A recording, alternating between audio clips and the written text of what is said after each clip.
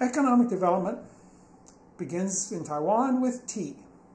Tea is what draws in cheaper foreign capital, which filters into Taiwanese hands, and Taiwanese start using this capital. The tea industry is still with us today, but it's become less and less important in the economy because other sectors of the economy have grown faster. Even back in the Japanese era, tea production didn't grow nearly as fast as the production of rice and sugar. During the Japanese colonial era, Japan was the main consumer of Taiwan goods, and they were mainly interested in rice and sugar. After World War II, Taiwan begins industrializing, and manufacturing becomes much more important, and the agriculture sector in general begins to shrink in importance. Nevertheless, tea is a very good place to start in trying to understand the comparative advantages and comparative disadvantages of Taiwan's economy. Taiwan's tea production begins with oolong tea. Oolong tea is not really invented in Taiwan. It comes from across the straits in Fujian, but Taiwan soon became the main producer of oolong tea. Oolong tea, the champagne of teas. Yes, it's Formosa oolong tea. Oolong tea is different than most Chinese teas. If you remember what I said about the tea trade in general in the 1700s and up until about 1860 or so, Chinese tea was mainly exported to Great Britain. They were the big consumer. And that was the bulk of the tea trade in the world. Oolong tea wasn't often sent to Great Britain. Oolong tea was the tea that the Americans often consumed. Americans consumed oolong tea and green tea. Green tea is non-fermented tea. Oolong tea, semi-fermented. Black tea, which is what the British drank, that was fermented tea. Today, we think of the United States as drinking black tea, what the Chinese would call red tea. But that wasn't true in the beginning. Early on, the U.S. was a green tea and a oolong tea consumer. China began having a problem. China sends most of its tea to Great Britain. Great Britain, it started having its doubts about Chinese tea. And particularly, it worried about the quality of the Chinese tea. The Chinese was produced by many, many small farmers. Sometimes small farmers have a hard time, establishing a name for themselves. And so sometimes, they have trouble with quality control. You don't have quality control, you kind of have to have a brand that you can protect by keeping high quality. If you're anonymous, then your tea goes in with everybody else's tea. There's a temptation to cheat and maybe, throw in a little trash with your tea and make a little extra money. Well, the British decided that Chinese tea quality wasn't up to what they expected. So those British people, they went into China. They brought Chinese out that knew how to grow tea. They also kind of smuggled out tea plants. They began a tea industry, mainly in British India, and to a lesser extent, down in what's now Sri Lanka, Ceylon. Okay? And this is what we can see here with this tea production chart. This is tea production in thousands of pounds, at least thousands of pounds as far as China and India and Ceylon are concerned. China is the solid yellow line. You can see that its production in the 1870s and 1880s was pretty stagnant. By the 1890s, its production is falling. Why is it falling? Well, you look over at India and Ceylon. Okay, those are rising, and by the late 1890s, India and Ceylon are now bigger producers of tea than China is. Okay, so these are the British plantations that are taken off now in India. They're using they begin with Chinese technology, and then they gradually improve it, and they do good quality control, and they take over the British market eventually. If you look, though, at what's happening in Taiwan and Japan, and these are much smaller producers, so what I've done is I've multiplied their production by 10. When this says tea production in thousands of pounds, actually what this is showing you for Taiwan and Japan is tea production in hundreds of pounds. So, it's just to get them on the graph so you can see them easily. And you can see both of them, up until 1900, they're not really affected by the boom in Indian tea because the Indian tea hasn't much affected the American market yet, and that's their market. Eventually, though, Taiwan does begin running into problems. Japan also. Oh. 1908, that's a period where Taiwan is still doing okay in the U.S. It is about a sixth of the U.S. market, 16.8%. Japan, 30.6%. And Japan, is a much bigger economy, so you're expected to have a bigger share of the market probably. China, 31.3%. Okay, so some of the Chinese tea now is having trouble in Great Britain, but it's made its way over into the U.S. Okay, there's some competition there. India and Ceylon are still mainly focused on the British market. But they're starting to close in now up to 20% of the U.S. market. By 1925, though, you can see Taiwan is suffering. Its hold on the U.S. market has fallen almost by half, down to 9.1%. The Japanese have also fallen down to 20.1%. China has cratered down to 11%. Why is this? Well, it's because of the British in India and Ceylon. They're doing very well in the British market, and they've started selling their tea over to the Americans. And Americans are saying, this black tea, this is pretty good quality. Maybe we should switch from green and oolong tea to this black tea. By 1938, Taiwan and Japan have fallen even further. China has fallen much further. Okay, 7.8, 13.8, 4.8%. Okay. India and Ceylon are still holding there at a little less than half of the American tea market. What's happened now, though, is the Dutch, who control Indonesia at this point, that's the Dutch East Indies, they have decided that they're going to do what the British are doing, and in Java, they start growing tea plantations. Now they've become the biggest competitor with Great Britain. Okay, and they're producing over a quarter of the tea for the American market. After 1956, Taiwan is still holding in there. They're doing better than Japan. China has gone communist. Okay, we're not taking any of the Chinese tea now. India and Ceylon have pretty much taken over the market. Indonesia is having some problems. It's struggling. It's got its independence, and there were some problems during this period. So they didn't do quite so well. All in all, Taiwan then has done a little bit better than Japan, but it has been kind of gradually pushed out of the American market. So what does Taiwan do? Well, there's other type of teas out there. Okay? I talked about Taiwan as being a surfer, riding the waves. Okay? This is what happens in the tea industry. Tea markets are always changing. Okay? The competition is always changing. Taiwan always has to keep on its toes, keep a lookout for some niche it can move into where it can make money, do this before some other big producer comes in and starts trying to compete with it. It does this in baozhong tea. In English, we write it looks like pochong or whatever. It's baozhong. Okay. Baozhong tea is originally kind of bag tea. Okay. You can still see this grown in Pingling. Okay, that's between Taipei and Yilan. Okay. Originally, this was grown in many other places as well, but Pingling is kind of an isolated place, and so the production of baozhong tea held on longer there than it's held on in other places. This is a look at tea production in thousands of jin. A jin is kind of like a Chinese pound, but it's not really important how much this is, I don't think. But this shows you what's happening to oolong tea in brown compared to what's happening to the baozhong tea in green. Okay. And the early statistics we see, beginning here 1897, there's already some baozhong tea out there. Okay. But the baozhong tea gradually grows throughout the early 20th century. It looks like it's peaking around 1927, where it's now, there's more baozhong tea production than there is oolong tea production.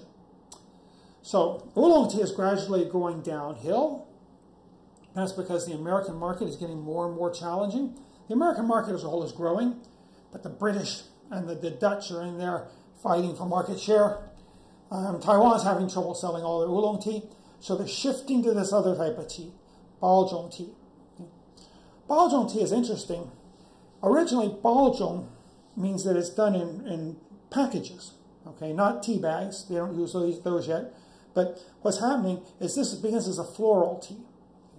Baozhong tea originally was trash tea.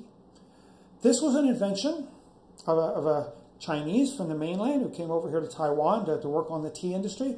And a lot of the early tea industry people in Taiwan were coming from the mainland.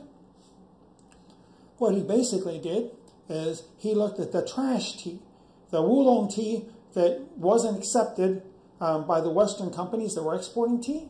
He said, we got to be able to do something with this. Well, he mixes it with flowers. That's what's generally done with tea that's of low quality, because if you've got a nice floral scent to the tea, you really don't have to worry too much if the tea taste is just not quite up to par. Okay? So what they would do with this baozhong tea is they would mix the tea in with lots and lots of flower petals. Okay? They would heat it in a furnace together with these flowers, and that would put the scent into the tea. And then they would try to pick out all the flower petals as much as they could. If you buy floral tea today, you'll still see a few petals in there. That's just petals they've missed. There were originally a lot more petals in there. And so this was what they did to just kind of trash teas. Okay? And they would look for people that wanted some cheap tea to drink, and that were willing to drink a tea that had a floral scent to kind of cover up the fact that the tea wasn't that high quality. Gradually, though, baozhong tea changes, and this is tea is always evolving. Oolong tea, actually over the 20th century, has gotten more and more green, kind of more and more like green tea. Okay.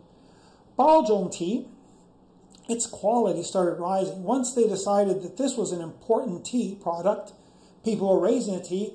They started raising tea, not just trash tea that wasn't going to be accepted for the West. They started raising tea just to be baozhong tea. And then as the tea got better and better, they didn't necessarily mix it with flowers anymore. Today, if you go to Pingling and you buy baozhong tea, you're getting often pretty high quality tea. Okay, so by the 1930s, actually, baozhong tea is selling for more money per unit weight than oolong tea is selling. What do they do with this baozhong tea? Well, it's sold mainly to the Chinese community, partly the community in China. Of course, China is producing its own tea. The biggest market is Chinese in Southeast Asia. Of course, maybe some Southeast Asians that were Chinese would have consumed it also, but it seemed to be mainly focused on Chinese in Southeast Asia. They were very interested in consuming this baozhong tea. So what are the Taiwanese doing? They're finding a niche market that, the British aren't really paying attention to. Even the Dutch are interested in making, lots of tea they're going to ship to the West and market there. They don't really think about these smaller markets kind of scattered through Indonesia and, Malaysia, Thailand, Vietnam, places like this. Okay? So Taiwan kind of takes over these markets, and that's important to keep the tea industry alive as as Taiwan is squeezed more and more in the United States. So, this happens gradually. There's already baozhong tea back in the late 19th century, okay, but by the 1930s, it's the most important tea, okay, being produced in Taiwan.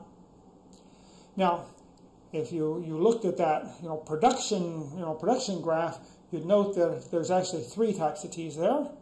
The third type of tea I haven't talked about yet, that's black tea. Okay. Black tea is another story altogether. Okay, here's the chart again. Black tea, that's the black line. And you can see that there's almost no black tea, back in, say, 1932. And then production takes off. And by the late 1930s, there's more black tea produced in Taiwan than either baozhong tea or oolong tea. Okay. What's this black tea? Okay. Well, black tea, we said that's what's being produced in India and Ceylon. It's also what's being produced in Indonesia. Okay. But what's happening in the 1930s? Okay. This is a period of the Great Depression. One of the things that happens in the Great Depression is that prices fall. Okay, it kind of just crushes a lot of producers because the prices are going so low. Because prices are going low, in many places they try to form cartels to keep the prices high. Of course, the prices were going low because of lack of demand. You don't want, if you have lack of demand and you try to meet that by limiting supply, that does raise prices, but it hurts the economy even more. It was not a good policy for economic recovery. But it's what people were doing. Okay?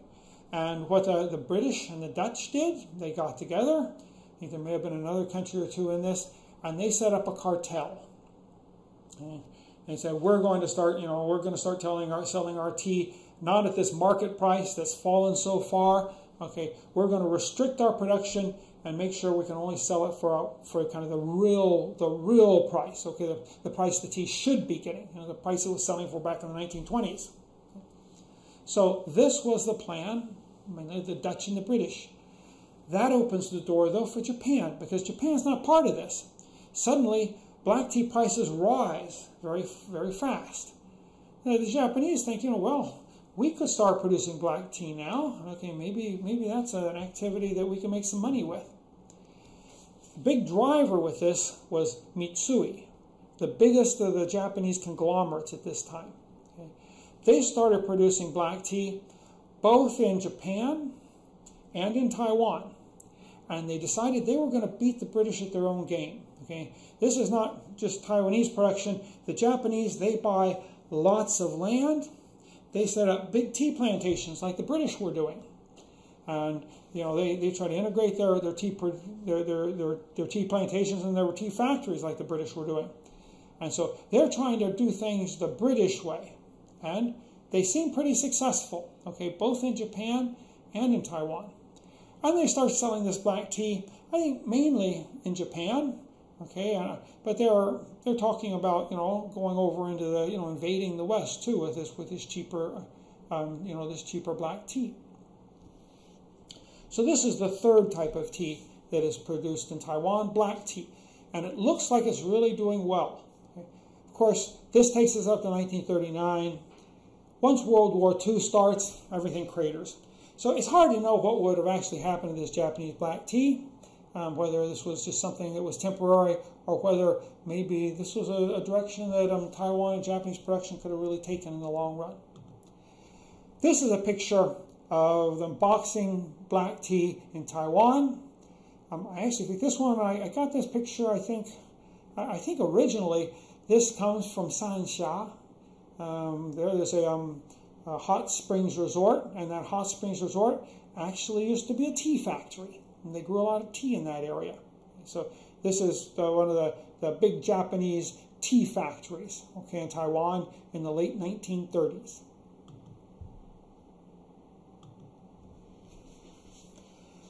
Okay, that took us up to World War II. After World War II, 1945, the Japanese, they're defeated. They lose Taiwan. There's a period, 1945-1949, where Taiwan is united with China. Then the KMT retreats to Taiwan. Once again, Taiwan is cut off from China. Taiwan's has its own individual economy. It's a kind of a more of a it's partly socialist, partly market economy, different than the Marxist economy in China. One of the things that Taiwan had to do is they had to find things now that they could export. They had exported lots of rice and sugar to Japan.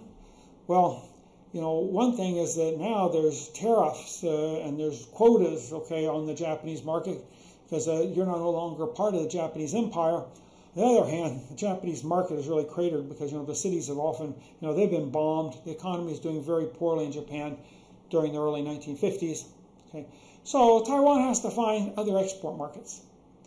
Well, some of the Chinese, at least one of the Chinese that fled from China, they had produced tea in China, and they had produced green tea, and it was green tea then that was sold mainly to Muslim countries. And so this was an idea that was brought to Taiwan, and it catches on. Much of the Chinese, much of the tea grown in Taiwan now becomes green tea. Okay, people grow that.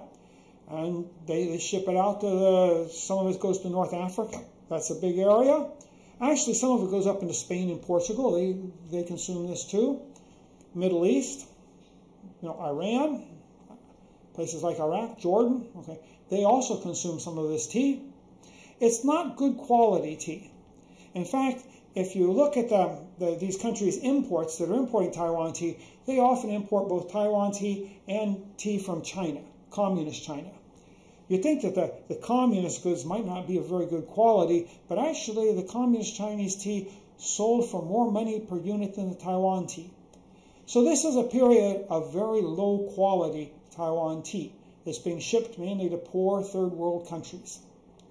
And Taiwan gets to be known as a tea producer where you can get whatever you want as long as it's not quality.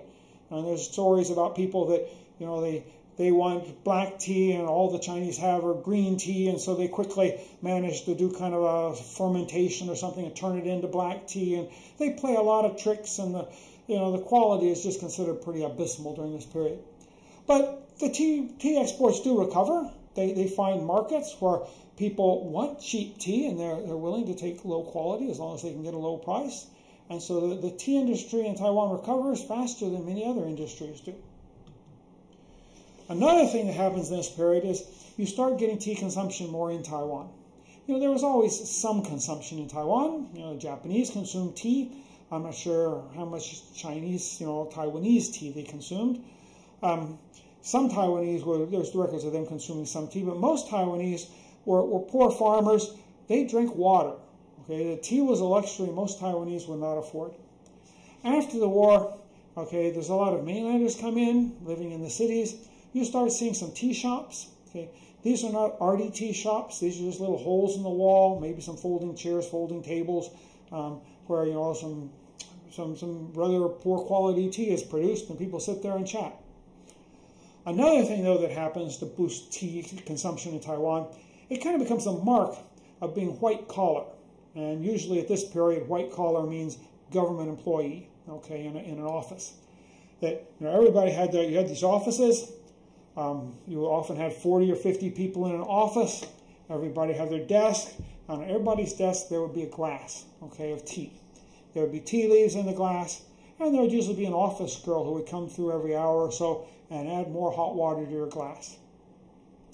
This is not really a good way to drink tea. Nowadays, anybody that's a connoisseur of tea will turn up their nose at this way of just letting tea sit in a glass all day while you keep adding water to it. Okay, but this was kind of a mark of status, in the 1950s and 1960s in Taiwan, 1970s.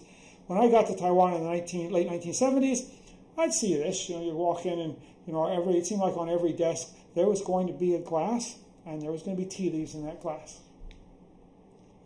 And this begins mainly as green tea. Later on, oolong tea becomes more important.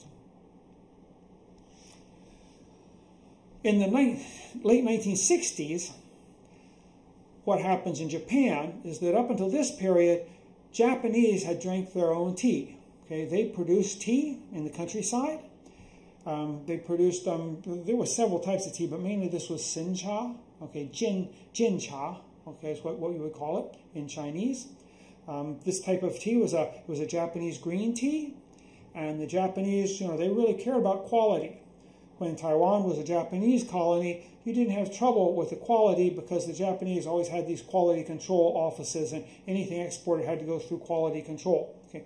After the war, quality control is no longer that big in Taiwan, and that's why you can get all the really cheap, low-quality tea being exported. Okay. Japan had this high-quality tea. They produced for themselves, and they drank it in Japan. But by the mid-1960s, late 1960s, wages were rising in Japan. That meant this tea was getting more and more expensive. The Japanese decided, we've got to find some cheaper way to make this tea. Well, they've got their old colony, Taiwan, which was a tea producer. Why don't we see how well they can do this?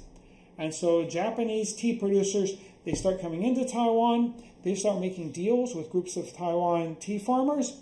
You grow the tea our way. Okay, it goes through our quality control process. It goes through our manufacturing process. And you can export it to Japan for a really good price. Okay, and that's what's done. You can see here, this is the tea harvest in Taiwan in metric tons. Okay, this is beginning, the first bar graph, the first bar, 1939, that was kind of the height of the pre-war period. That's what was being done before the war. 1952, there's less tea being produced. But you can see by 1955, they've already recovered.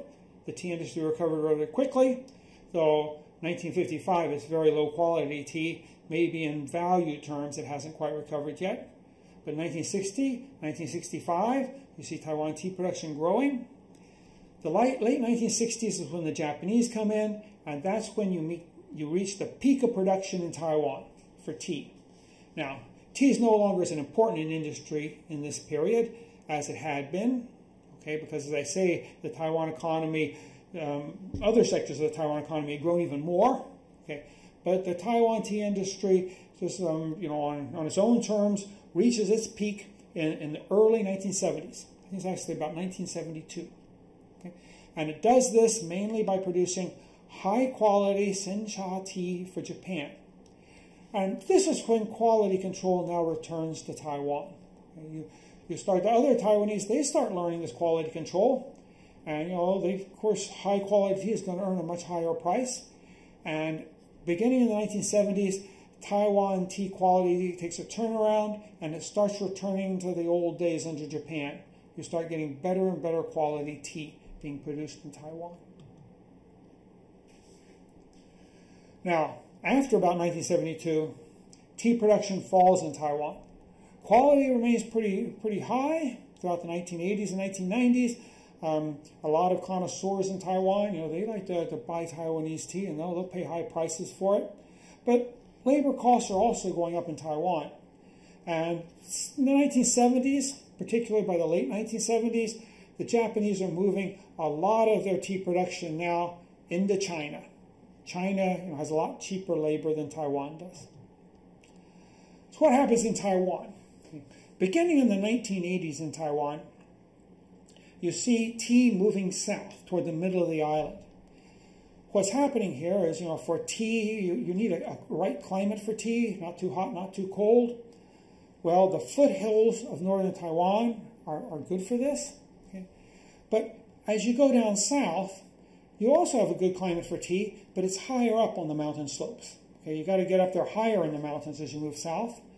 And I think what's happening is that a lot of these higher elevations, places that used to be controlled by Aborigines, they're now being opened up. What are you going to do with this new land up here? Well, it's very good for tea production.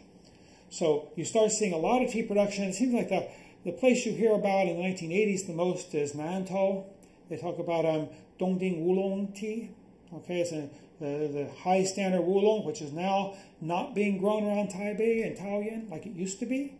It's now being grown down in Nantou. Okay, there's other places that you begin to get this tea.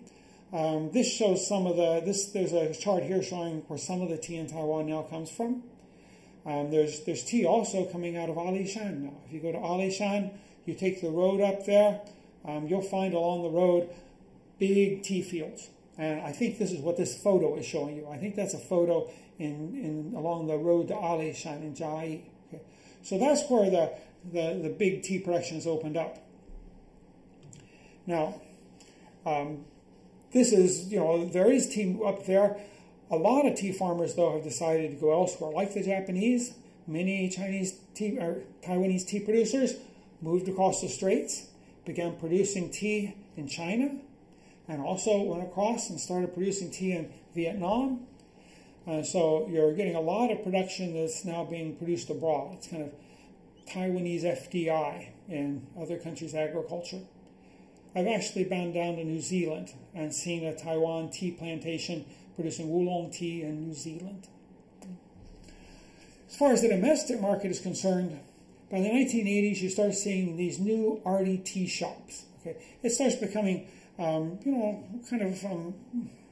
fashionable for a group of friends to go meet in a Japanese-style tea house. There's often tatamis on the floor. Maybe you sit on pillows, low tables, kind of some arty decoration. Okay. This especially in the Taipei area becomes popular, and when you go there, of course, you drink tea. This was very important up until about 2000, the early 2000s, and Starbucks came in. And it seemed like Starbucks kind of wiped everybody else out. Now Taiwan, most people, if they're going to go to some arty place and sit down and drink with their friends, they're probably going to go to a coffee house. But tea is still widely, consumed in Taiwan. Taiwanese invented bubble tea. Okay, bubble tea is a tea that's kind of, stirred up, and that's where the bubbles come from. They put the tapioca in it. That becomes pearl tea. Okay. started experimenting with lots of different flavors of tea, started selling these in the night market. Now, of course, this has become a worldwide phenomenon. I think most countries in the world now, at least in the developed world, you can get, pearl tea. And this is a Taiwanese invention. The thing about pearl tea, though, is usually it doesn't require very high quality tea. And so you're probably not drinking Taiwanese-produced tea.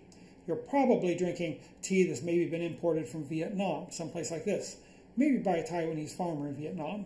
Okay, but you'll be drinking lower quality tea with a lot of sugar and milk and stuff like that in it.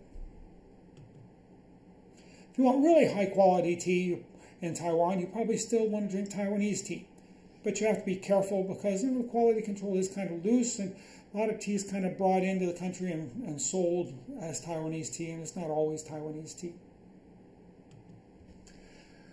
Okay, so when we think about these waves that have come in the tea market, the international tea market, okay, a lot of these waves, they're beating on Taiwan from the outside, and often the first response to these waves comes from foreigners.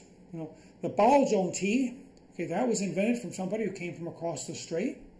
Black tea, okay, that was something introduced to Taiwan by the Japanese. Green tea, okay, this was also, again, across the strait. Somebody introduced the idea of selling green tea to the Muslim world. Sencha, again from Japan, okay. So the Taiwanese are not necessarily the type of entrepreneurs that are going to, come up with an idea first, okay. I mean, that's maybe because it's a small economy and it's a big world. So just, if you just throw the dice to see who's going to come up with the idea first, it's probably not going to be Taiwan. There's just not that many people in Taiwan. But what's special about Taiwan is they really swarm to these new ideas. When somebody came up with the idea of Baozhong tea, people got interested in that pretty quickly, and they started experimenting with it and improving it. Okay. When Mitsui brought in the idea of black tea, okay, by 1939, I think most of the black tea in Taiwan was being produced by Taiwanese, okay, not by Japanese. Okay, and the Taiwanese were kind of learning from what the Japanese were doing and doing what they did. Okay. The green tea, this was something too that somebody came and brought in from the Chinese mainland, and pretty soon all the Taiwanese started doing it. Okay, it caught on like wildfire. Sencha, okay, again, that's something that the Taiwanese really took to very quickly. I think the sencha going into Japan always had to go through the hands of the Japanese for inspection. Okay. But the Taiwanese, they learned about how the Japanese were doing this quality control, and they started improving the quality of their tea very quickly. Okay, so by the 1980s, 1990s, Taiwan tea is known, not just as a cheap tea. Okay, now Taiwan tea is known as, that's where you get really good, high-class tea. And then, when you get to these new frontiers now, that's something that probably is more domestic. Okay, it was something that wasn't really planned out. They started opening up the highlands in Taiwan. I don't know if the people opening up the highlands really had a good idea what was going to be done with them. Okay, but the tea producers, they saw that opportunity, they moved in. Okay.